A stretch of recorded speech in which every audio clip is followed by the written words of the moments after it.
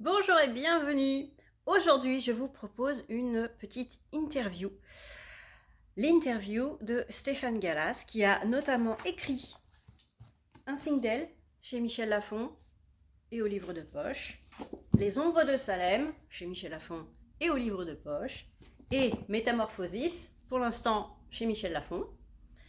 Et je vais donc interviewer Stéphane pour ce livre-là. Il est sorti au mois d'octobre 2023. Et il est venu en dédicace à la librairie et on s'était dit qu'il faudrait qu'on fasse une interview. On n'a pas trop eu le temps.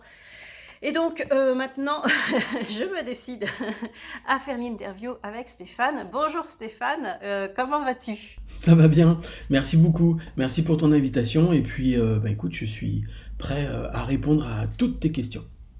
Alors dis-moi, comment s'est passée ta tournée de promo pour Métamorphosis? Écoute, la promo s'est très très bien passée et puis elle continue.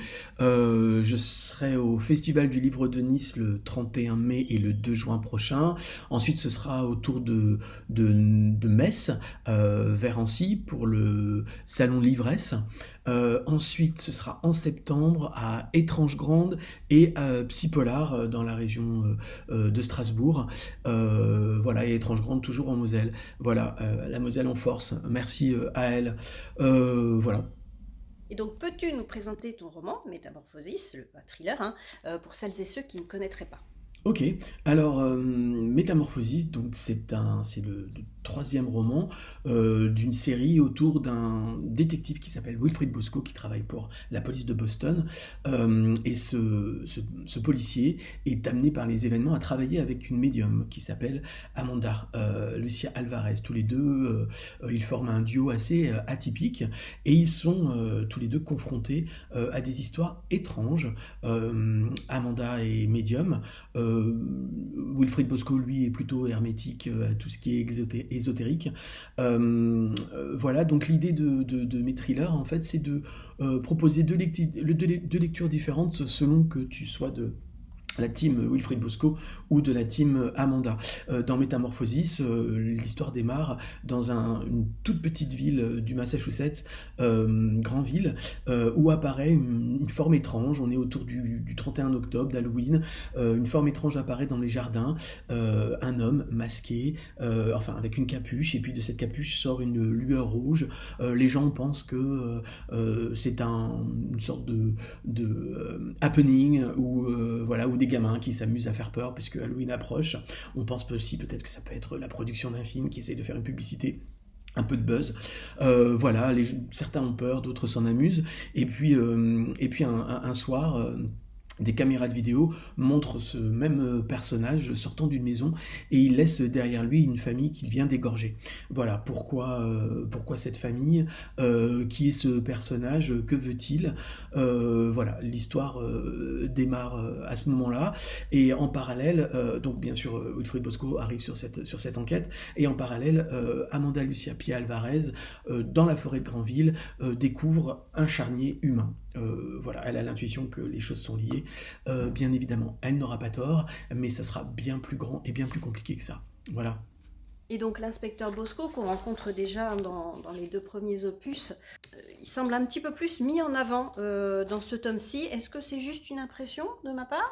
Non, non, non, pas du tout, c'était pas du tout une impression. Effectivement, dans Métamorphosis, je me penche un peu plus sur le cas de Wilfrid Bosco. Voilà, j'avais très envie de parler un peu plus de ce personnage qui est quand même très particulier, qui plaît énormément. J'ai beaucoup de retours sur Amanda. Voilà, Amanda, les gens l'adorent. Et Wilfrid Bosco, voilà la façon dont je l'ai dessiné et par rapport à la problématique qu'il pose, à savoir est-ce qu'un homme hétérosexuel et flic qui travaille dans un milieu extrêmement masculin entre guillemets, viril entre guillemets, Est-ce que cet homme-là a le droit d'être efféminé, a le droit de se comporter comme il le veut et comme il l'est naturellement. Voilà, ça a été un combat pendant très très longtemps dans sa vie d'adolescent, de jeune adulte, d'adulte, de jeune flic, de capitaine détective. Voilà, il a décidé d'être ce qu'il était et de ne plus masquer sa féminité.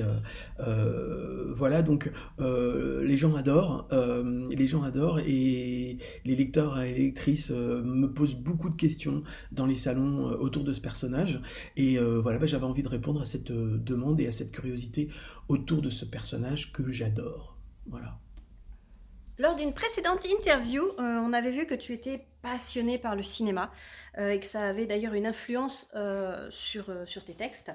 Alors, qu'en est-il des séries? Est-ce que tu es sériephile et lesquelles sont tes préférées parmi les plus anciennes et parmi les plus récentes? Oui, ouais, je regarde énormément de séries, beaucoup de true crime, des documentaires autour d'affaires criminelles. Voilà, ça j'en dévore énormément. Alors, les séries qui me viennent comme ça, dans les plus anciennes, il y aurait Dexter, qui m'a vraiment énormément marqué. J'ai adoré ce personnage, qui me posait vraiment beaucoup de problèmes, des problèmes éthiques au départ de la série et même à la fin de la série, hein. Je trouve qu'on est vraiment dans une vision américaine de la société où la mort est une justice, où la mise à mort est une justice. Bon, ok. Voilà, mais en tout cas, j'ai beaucoup aimé le personnage et puis son secret et voilà, il y avait vraiment quelque chose qui fonctionnait énormément. Voilà, me vient aussi Game of Thrones, qui est pour moi la meilleure série de tous les temps. Voilà, c'est quand même la seule série où j'ai pleuré deux fois. Voilà, mais vraiment à chaudes larmes parce qu'un personnage disparaissait et que je ne voulais absolument pas qu'il disparaisse. Voilà, j'ai vraiment été happé par cette série, pas du tout par la saison 1. Je me suis un peu forcé à la regarder. J'ai attaqué la saison 2 en me disant, bon, ok, un Dynasty ou un Dallas moyenâgeux, beauf. Et puis ensuite, j'ai vraiment été happé ben, ouais, par les personnages, les situations, les retournements de, de situations. Ouais, vraiment, c'était incroyable cette série. Et j'envie tous ceux qui ne l'ont pas encore vue, voilà, parce que la découvrir est quand même, voilà, un truc incroyable. Me vient aussi The Fall avec Gillian Anderson qui est vraiment... elle est assez ancienne maintenant, hein. Je pense qu'elle doit avoir 7 8 ans, peut-être 10, je sais pas du tout. The Fall, incroyable. Incroyable. Et alors ce personnage de détective campé par Gillian Anderson qui est à la recherche d'un serial killer mais qui elle-même est assez trouble. Voilà, enfin... regardez cette série, elle est incroyable. Sinon, True Detective aussi. Alors, pas encore vu la dernière saison, mais je suis sûr que ça va être incroyable avec Jodie Foster. Voilà. D'ailleurs, j'adorerais la rencontrer si quelqu'un a des connexions. Voilà, c'est vraiment quelqu'un que je rêve de rencontrer. Et parfois, il me vient l'incroyable, que le fantasme absolu qu'elle lise un de mes livres et qu'elle se dise ouais, je pourrais le faire. Voilà, surtout qu'elle est France-États-Unis, ça pourrait vraiment bien fonctionner. Donc voilà, voilà pour les séries, hein, mais je pourrais en citer plein d'autres, hein. Vraiment, j'adore ça, quoi. Maintenant, on va parler des couvertures. Tes couvertures sont vraiment très très belles. Est-ce que tu participes au choix de celles-ci? Bah, mais, ouais, merci beaucoup, merci beaucoup. C'est vrai qu'elles sont très jolies. Alors, en fait, c'est uniquement lié au talent de l'équipe de graphistes de chez Michel Lafon. Euh, Ça fonctionne généralement de cette façon. On me demande si j'ai une petite idée. d'un visuel qui pourrait servir de couverture. Je peux envoyer des images de référence, je peux envoyer une description, je peux demander à avoir tel, par exemple pour Métamorphosis. Voilà, je voulais vraiment que cette figure très emblématique comme une signature comme ça, très emblématique de l'histoire apparaisse sur la couverture. Voilà, les graphistes ont répondu à ma demande et d'une façon magistrale. Voilà, j'aime vraiment beaucoup cette couverture. Pour les ombres de Salem, c'est une proposition totalement issue de l'imagination des graphistes. Voilà, alors je peux donner mon avis sur la typo, les couleurs, demander quelques changements. Voilà, mais en règle générale, pour l'instant, voilà, j'ai toujours été comblé par les couvertures. Et donc, oui, voilà, je propose des choses et puis ensuite, toute l'équipe de Michel Lafon les magnifie. Voilà. Tu as écrit, je crois, tes 2 premiers romans aux USA. Et est-ce que écrire en France, c'est différent pour l'ambiance, le rythme, l'inspiration, ou autre?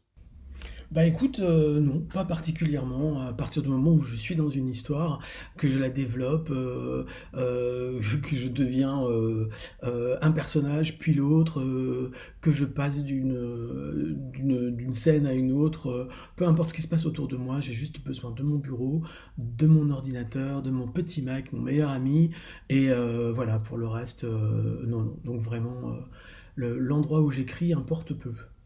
Alors, sans spoiler, la fin de Métamorphosis boucle un peu la boucle débutée avec un Sindel, avec une sorte de cliffhanger de fou, comme dans un film d'horreur. Est-ce qu'un 4e tome est prévu qui repartirait de là? Alors oui, un quatrième est prévu, un cinquième aussi, et je parle du cinquième parce que le quatrième sera une sorte de boucle bouclée, c'est-à-dire que depuis un signe d'aile, on va se rendre compte que pas mal d'éléments ont été placés, des petites choses qui vont d'un seul coup se répondre et et vraiment une véritable ligne va se dessiner à la fin du quatrième qui ouvrira sur le cinquième. Voilà, en fait, le premier, deuxième, troisième, quatrième était comme une sorte d'exposition voilà, au cinquième. Je ne peux pas en dire plus, mais ce qui attend Wilfried Bosco et Amanda dans le quatrième comme dans le cinquième est assez costaud. Voilà. Et si jamais les lecteurs et les lectrices veulent suivre ton actu ou t'envoyer un message, etc., où est-ce qu'elles peuvent le faire? Alors, pour me joindre, c'est assez simple, il y a deux possibilités. Soit sur mon compte Instagram, c'est l'application que j'utilise le plus. Voilà, donc petit message privé sur Instagram. Sinon, j'ai mon site internet sgalas.net, voilà, où on peut retrouver toute mon actu. Et il y a une petite page contact sur ce site qui vous permet de m'envoyer directement voilà, d'envoyer directement un message. Voilà, et sur ce site internet, il y a tout ce qui est littérature, roman, mais aussi musique, etc. Enfin, tout ce que je fais, tout ce que j'ai fait et tout ce que je suis en train de faire, voilà, est vraiment concentré sur ce site. Alors maintenant, je te laisse la parole pour le mot de la fin, par exemple, si tu as quelque chose à nous annoncer, ou voilà, je te laisse le mot de la fin. Déjà, eh bien, écoute, le mot de la fin. Alors déjà, ce mot fin, je ne l'aime pas particulièrement, mais je dirais merci. Merci à toi, Caroline. Merci beaucoup pour tout ce que tu as fait depuis le début de cette aventure, depuis le premier roman, Un signe d'elle.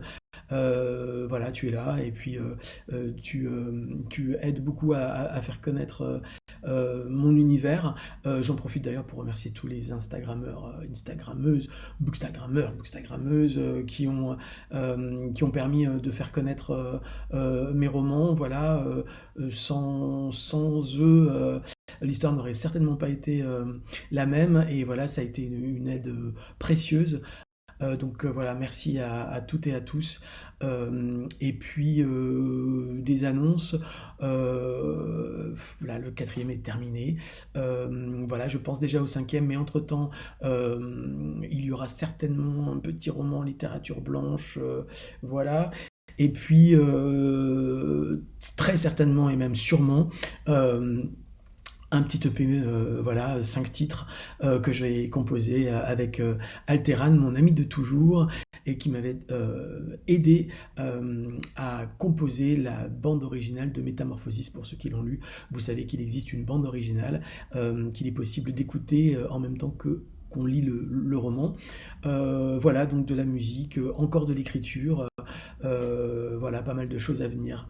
Voilà, donc merci pour tout ça. Eh bien, merci beaucoup Stéphane, et puis à bientôt, et vivement le prochain ouvrage. Merci beaucoup Caroline, je t'embrasse et à bientôt et au revoir à tout le monde. Au revoir.